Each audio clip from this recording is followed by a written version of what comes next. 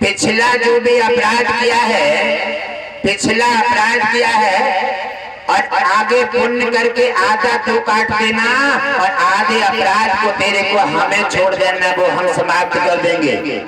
आधे तुम्हारे अपराध में भी भागीदार हो गए।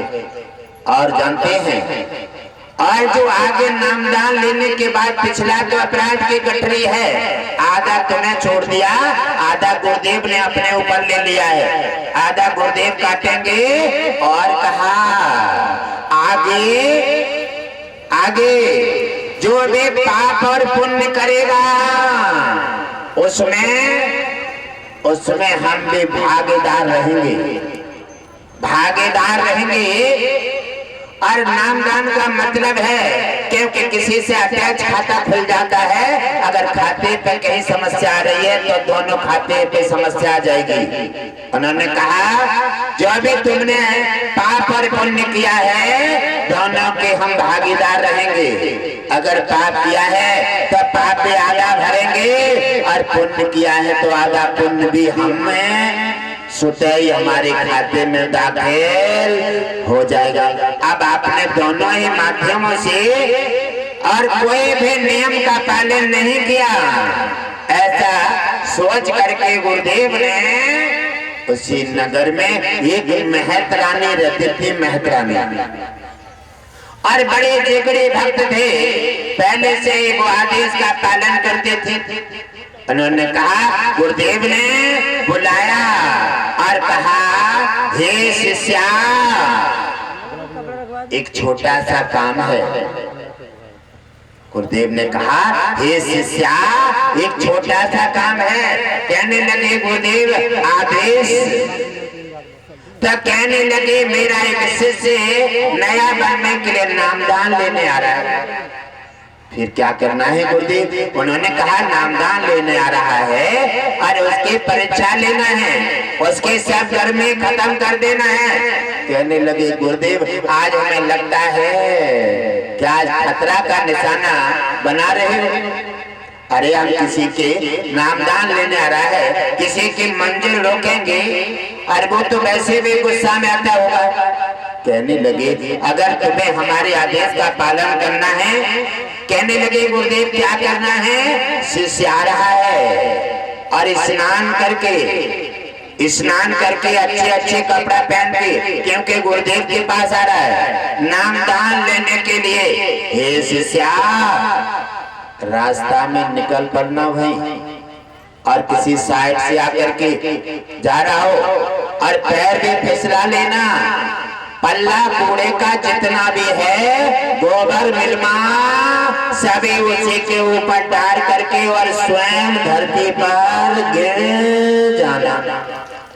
अगर गिरी नहीं तो वो तुम पे डट जाएगा, और अगर तुम पल्ला से पहले गिर गई तो जी कहेगा पैर फिसल गया, इस बेचारी की क्या गलती है। मैं तुम्हें बचने का उपाय बता रहा हूँ और आदेश का पालन करो। कहने लगे ठीक है गुरुदेव। अब जाकर के वो मौका से लग गई, गोबर मिलमा पल्ला भर लिया उन्होंने और देख रही है किधर से आ रहा है किधर से नहीं आ रहा है, और देख रहे हैं तो अपने बालों में हाथ मारते हुए सेंट लगा करके बगबगे कपड़ा पहन करके और चले आ रहे हैं, लंबे लंबे डग भरते हुए। और कहने लगे मित्र के पास जाते हैं और मित्र को लेकर के गुरुदेव के पास जाएंगे, आज नामदान लेंगे और बैकुंठ में खाता खुलवाएंगे। और चले जा रहे हैं और शिकरा अपनी ताक में है और शिकार अपनी ताक में। यानी शिकार तो सोच रही है हम बच जाएं और शिकरा सोच रहा है कि हम मार लें।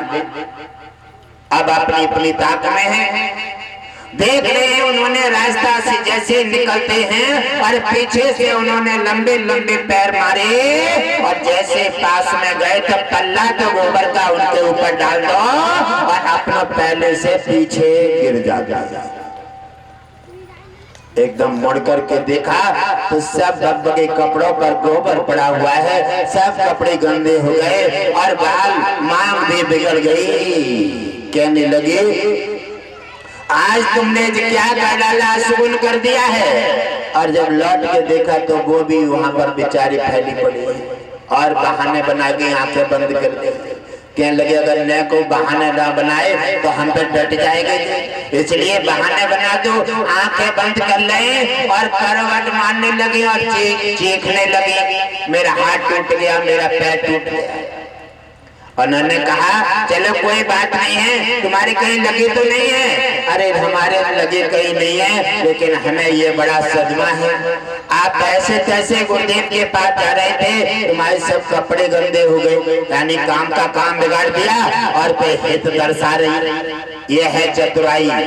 इसी समय उन्होंने जाकर कहा ठीक है अब हम आज नहीं जाएंगे, कल जाएंगे।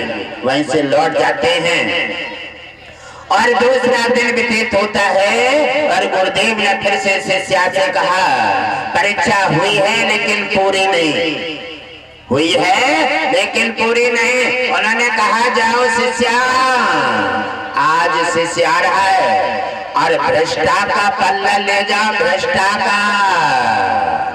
आज कठिन परीक्षा है, भ्रष्टा का पल्ला ले जाओ। कहने लगे गुरुदेव आज तो तुम हमारे हाल बिगड़वा दोगे। कहने लगे गुरुदेव के आदेश में तो कुछ भी नहीं होता, चिंता मत करो, तुम अपना काम करो। और गुरुदेव के आदेश समझ करके जो व्यक्ति आगे बढ़ जाता है तो यमराज से भी अगर सामना हो, यमराज निश्चित हारेगा और तुम्हारी निश्चित जीत होगी। और तुमने गुरु के आदेश का अगर अवहेलना कर दी, उल्लंघन कर दिया और उसके बाद में धक्का मार गए भी तो हमेशा हारोगे, कभी जीत नहीं सकते। गुरुदेव के आदेश में ही हमेशा तुम्हारी जीत है। आगे जाते हैं और वो भ्रष्टा का पल्ला रखे, मौका देख रही हैं और वो फिर से स्नान करके आ रहे हैं और इधर उधर देख रहे हैं कहीं फिर तो नहीं गड़बड़ कर दे कोई।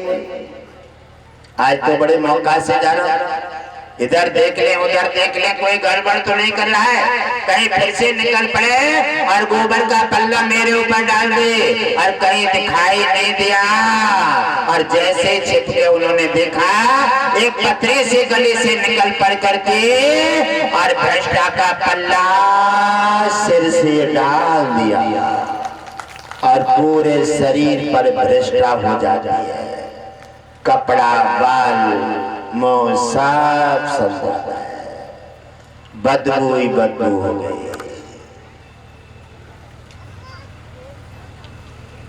इधर उधर देख रहे हैं और शिष्या चुपचाप खड़ी है, पल्ला की गिरी नहीं, जैसे कुछ जानती नहीं।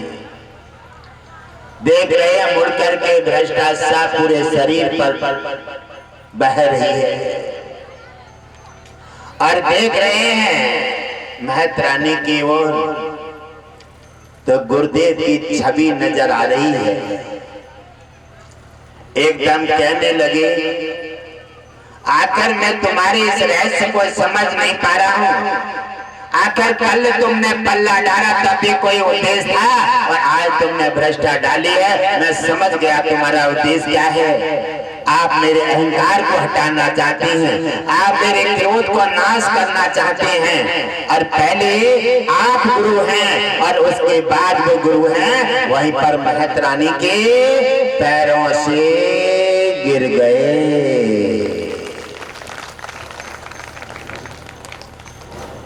और कहने लगी हे माता आप हमारे गुरु हैं और उसके बाद वो गुरुदेव गुरु हैं। आपने तो हमारे साथ में जो उपकार किया है और जो भ्रष्टा का पल्ला अपने ऊपर सह ले, आहा वहां से जाकर के और तो कोई गंदी चीज हो ही नहीं सकती। और कहने लगे हे माता हम तुम्हें प्रणाम करते हैं। उसी समय महतरानी ने आशीर्वाद दिया कि आज तुम पक्के शिष्य हो गए हो और जाओ, हमारा आशीर्वाद है तुम्हें साक्षात भगवान विष्णु की प्राप्ति हो जाएगी। महतरानी से आशीर्वाद पा करके फिर से वापस हो जाते हैं और घर गए, स्नान किए, कपड़े बदले और फिर से गुरुदेव के पास कुटिया पर जाते हैं। तो गुरुदेव ने देखा आंखों में प्रेम झलक रहा है, क्रोध सब समाप्त हो गया है और प्रेम आंखों में झलक रहा है। और उन्होंने कहा,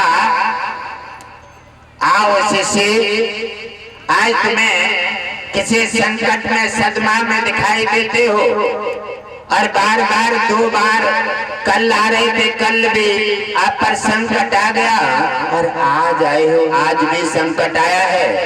कहने लगे गुरुदेव, ये संकट नहीं है, ये संकट नहीं है, ये तो गुरु और शिष्य का मिलन का एक मार्ग है।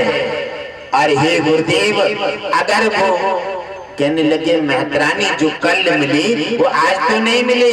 कहने लगे गुरुदेव, वो महतरानी नहीं है, वो पहले गुरु हैं और उन्होंने हमें वो शिक्षा दी है, हमारे अहंकार का पतन कर दिया है। हे गुरुदेव, पहले हम उन्हें प्रणाम करते हैं और उसके बाद आपको प्रणाम करते हैं।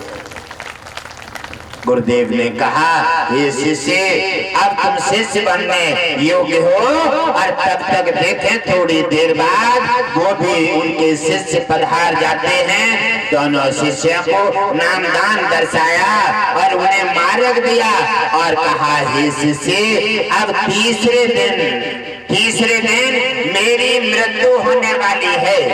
क्यों? कि अब मेरा समय करीब आ गया है। हे शिष्य, मैंने तुम्हारी इसलिए परीक्षा ली कि तुम आज